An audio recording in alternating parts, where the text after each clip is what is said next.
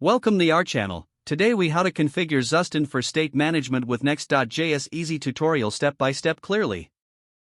Start by creating a new Next.js project if you don't already have one. Open your terminal and run the command npx create next app at latest your project name. Navigate into your project folder using cd your project name. Install Zustand by running npm install Zustand. Now, create a new directory for your store. In the src folder, create a new folder called Stores. Inside the Stores folder, create a file named usestore.js. Open usestore.js and import Zustand by adding import create from Zustand. Define your store by calling the create function. For example, write const usestore equals create, set equals count 0, increment equals set, state equals count, state.count plus 1. Export the store with export default usestore. Now, let's use the store in a component. Open or create a component file, like counter.js, in the components directory. Import the store at the top of your counter.js file using import usestore from /stores/usestore.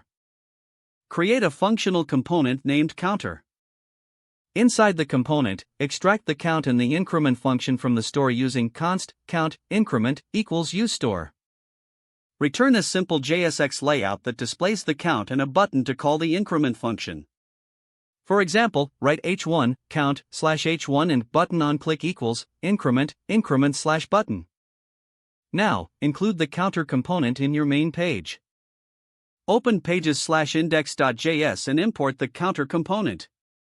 Add the counter/component within the default export function. Save your changes and return to the terminal. Run your Next.js application by executing npm run dev. Open your web browser and navigate to localhost 3000. You should see the counter displayed with a button to increment it. Congratulations, you have successfully configured Zustand for state management in your Next.js application. If the page does not load, refresh the browser or try again in a private or incognito window. Make sure you are using the correct email address, then retype it carefully to avoid small typos.